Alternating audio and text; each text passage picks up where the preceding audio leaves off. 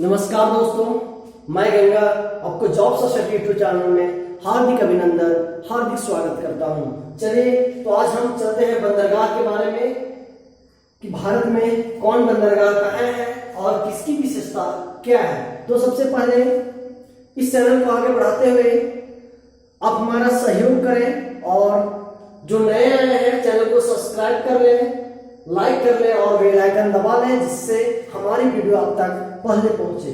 चलिए तो चलते हैं। इस वीडियो में आप अंततः बने रहते हैं, वहां से आपको जहां से बंदरगाह की क्वेश्चन आती है वहां से आपको कोई भी क्वेश्चन नहीं छूटेगी अगर आप अंततः बने हैं तो। और यहां से क्वेश्चन लगभग सभी एग्जाम में आती है। चलिए तो सबसे पहले हम चलते हैं भारत की बंदरगाह के बारे में कि बंदरगाह किसे कहते हैं। ध्यान दीजिएगा, बंदरगाह किसे कहते हैं। तो जो हमारी दो देशों के बीच, जो हमारा दो देश है, दो शहर है, उसके बीच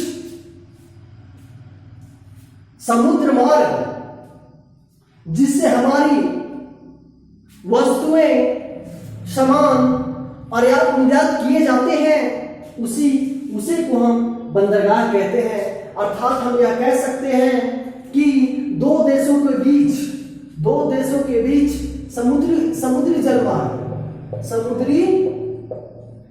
समुद्री जलमार्ग जिससे हमारा सामान, वस्तु आयात निर्यात होता है, बंदरगाह कहते हैं।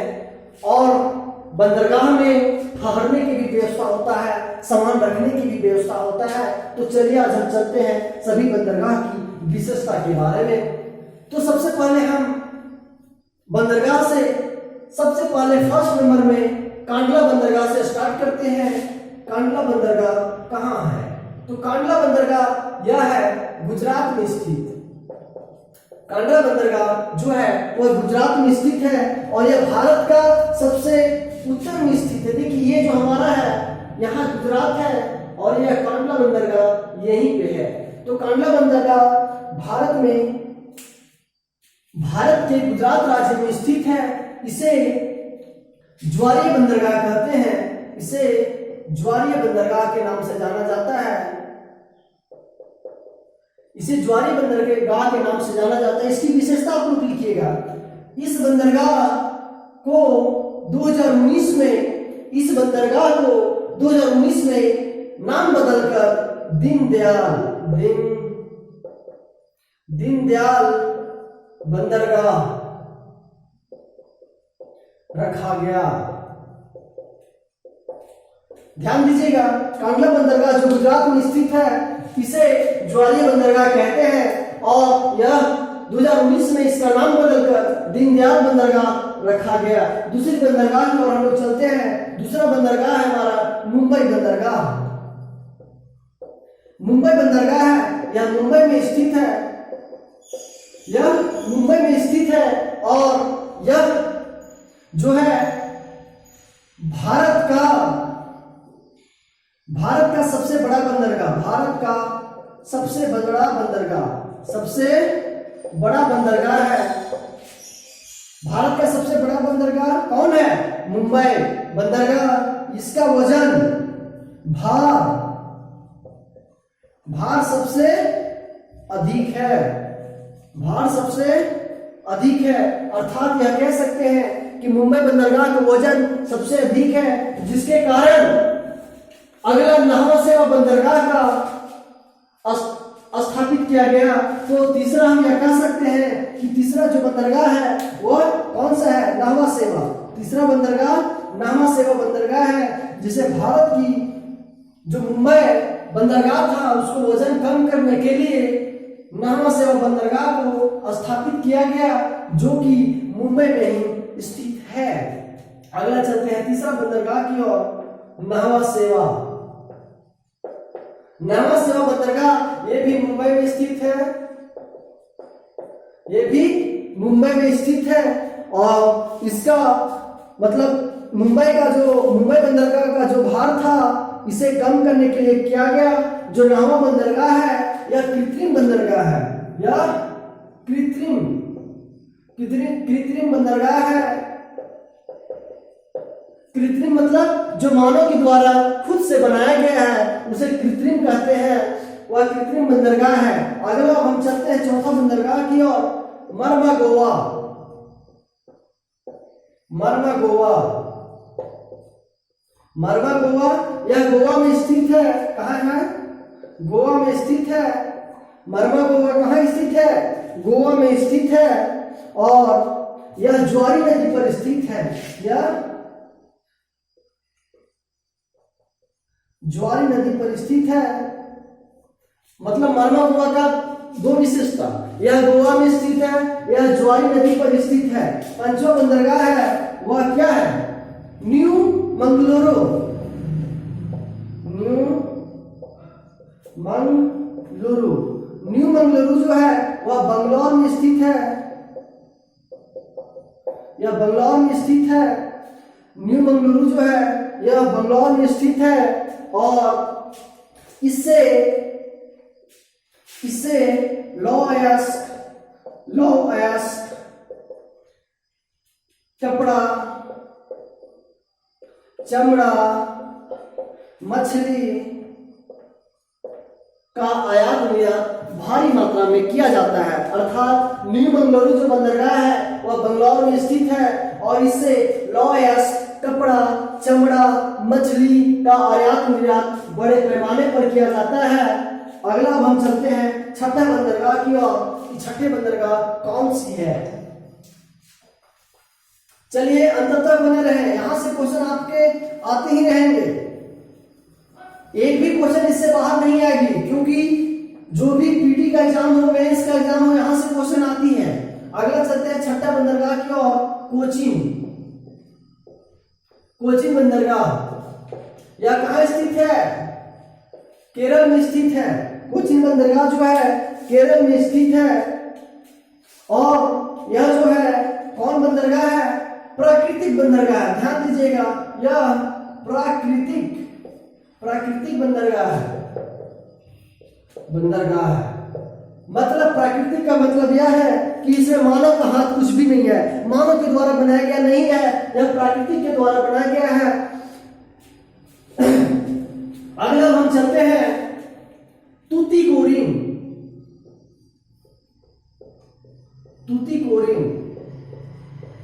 तूतीकोरिन जो है यह तमिलनाडु में है। तमिलनाडु में है। इसका विशेषता यह दक्षिण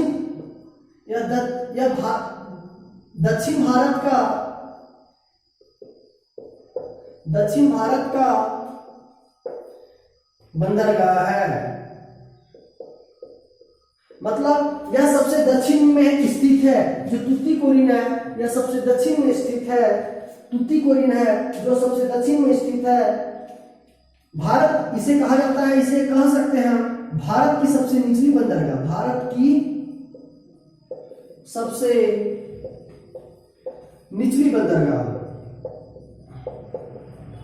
भारत की सबसे निचली बंदरगाह है और इसका नाम बदलकर क्या रखा गया है? इसका नाम बदलकर, तूतीकोरिन का नाम बदलकर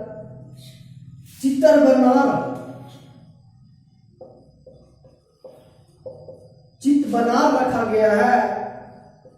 इसका नाम बदलकर चितबनार रखा गया है।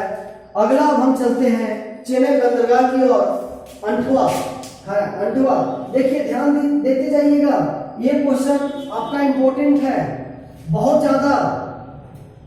सबसे पहले कोचीन बंदरगाह प्राकृतिक बंदरगाह है, इसका में मानव का हाथ कुछ नहीं है। तूतीकोरिन जो है यह दक्षिण भारत का बंदरगाह है। मतलब यह भारत की सबसे निचली बंदरगाह है जिसे नाम बदलकर चितबनार रखा गया है। अगला हम चलते हैं चेन्नई बंदरगाह की ओर और अंटवा बंदरगाह है।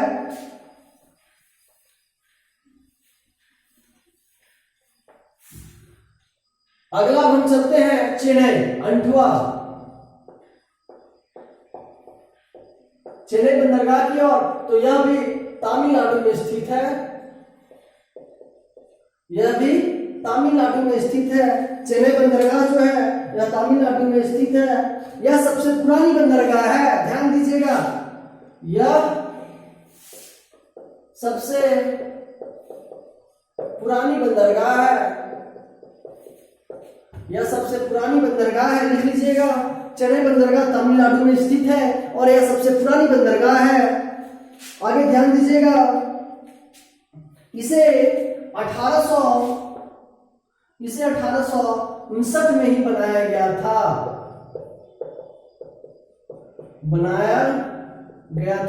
कोई पूछ दिया कि भारत की सबसे पुरानी बंदरगाह कौन है, तो भारत की सबसे पुरानी बंदरगाह चेन्नई है। तो बोलेगा उसकी स्थापना कब हुई थी जो इतनी पुरानी है, तो इसकी स्थापना 1859 में की गई थी, जिसके कारण इसे सबसे पुरानी बंदरगाह के नाम से जाना जाता है। अगला है 9वां बंदरगाह, कौन सा? एनोर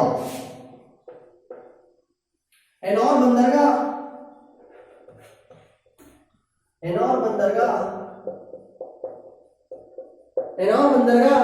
ये आंध्र प्रदेश, नो, ये भी तमिलनाडु में स्थित है,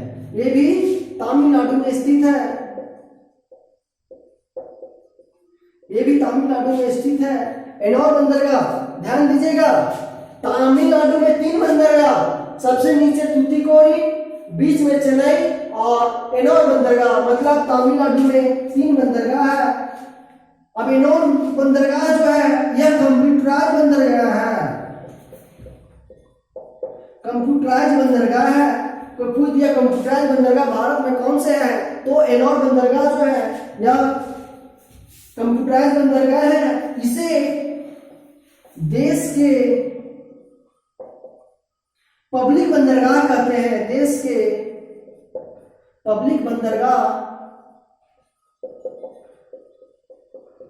इसे देश के पब्लिक बंदरगाह के नाम से जाना जाता है। यह बहुत इंपॉर्टेंट है। इंदौर बंदरगाह तमिलनाडु में स्थित है, यह कंप्यूटराइज बंदरगाह है, यह देश के पब्लिक बंदरगाह के नाम से जाना जाता है। इसका नाम बदलकर कामराज पोर्ट रखा गया, नाम बदलकर इसका कामराज पोर्ट रखा गया। तो ध्यान दीजिएगा, चेन्नई बंदरगाह सबसे पुरानी बंदरगाह है, इसकी स्थापना 1859 में हो गई थी। एनोर बंदरगाह तमिलनाडु में स्थित है, यह कंप्यूटराइज बंदरगाह है, देश का पब्लिक बंदरगाह इसे कहा जाता है, इसका नाम बदलकर कामराज पोर्ट रखा गया। अगला बंदरगाह की ओर चलते हैं, दंशी बंदरगाह की ओर।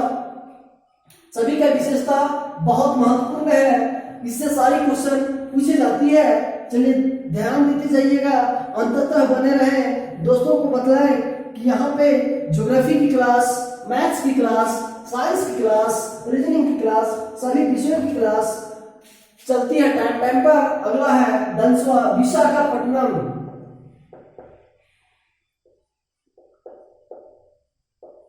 विशाखापट्टनम जो है यह आंध्र प्रदेश में है।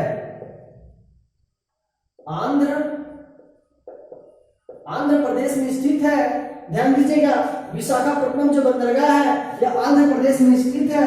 यह सबसे गहरा बंदरगाह है,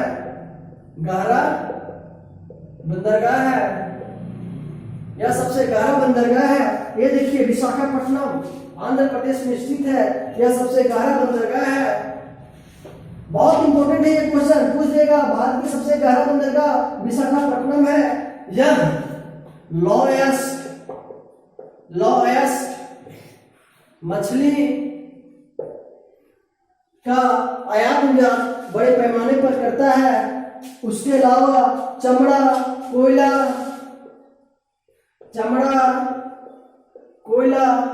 का आयात निर्यात बहुत बड़े पैमाने पर किया जाता है। अगला हम चलते हैं प्रायद्वीपीय बंदरगाह कौन सी है, तो 11वां बंदरगाह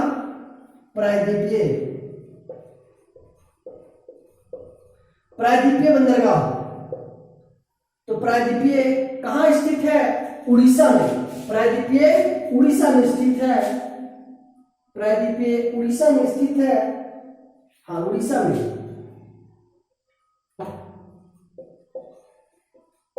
प्रायद्वीपीय बंदरगाह जो है उड़ीसा में स्थित है और यह जो है महानदी पर है। महानदी के डेल्टा पर है। प्रायद्वीपीय जो बंदरगाह है उड़ीसा में स्थित है और यह महानदी के डेल्टा पर स्थित है। जो यहाँ है प्रायद्वीपीय है, महानदी ऐसे गुजरती है और यह जो है महानदी के डेल्टाई पर स्थित है। अगला बंदरगाह की ओर हम चलते हैं तो विशाखापट्टनम आंध्र प्रदेश में सबसे गहरा बंदरगाह लौह अयस्क मछली चमड़ा कोयला का आयात निर्यात करता है। प्रायद्वीपीय जो बंदरगाह है उड़ीसा में स्थित है, महानदी के डेल्टाई पर स्थित है। अगला हम चलते हैं बनावली बंदरगाह की ओर। सेकेंड लास्ट बनावली बंदरगाह जो कि कोलकाता बंदरगाह के नाम से जाना जाता है, इसे हल्दिया बंदरगाह भी कहते हैं।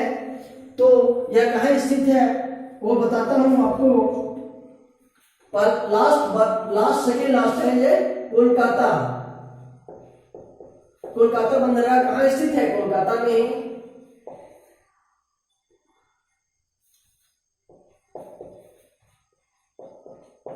कोलकाता में ही स्थित है, जिसे हल्दिया बंदरगाह भी कहते हैं। यह हुगली नदी पर स्थित है। यह हुगली नदी पर स्थित है। यह हुगली नदी पर स्थित है। अगला हम चलते हैं लास्ट और अंतिम, पोर्ट ब्लेयर।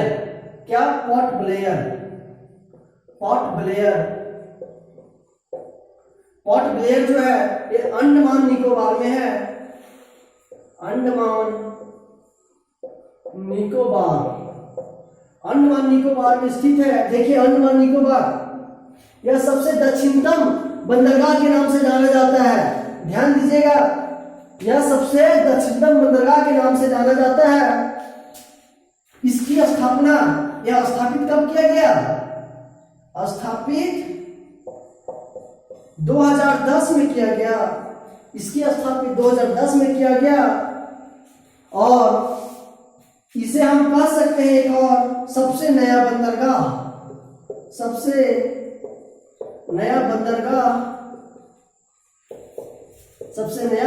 के नाम से जाना जा सकता है।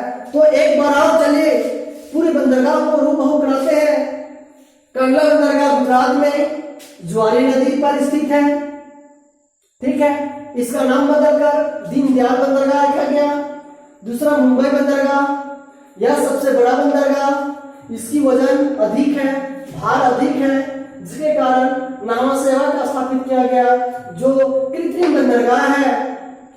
मरना गोवा बंदरगाह गोवा में स्थित है, जिससे चमड़ा उद्योग लौह अयस्क वगैरह सब जाता है। न्यू मंगलुरु यह भी बंगलौर में स्थित है। कोचीन केरल में स्थित है। और तूतीकोरिन भारत की सबसे निचली बंदरगाह है। चेन्नई बंदरगाह, एरोन बंदरगाह तीनों तमिलनाडु में स्थित है।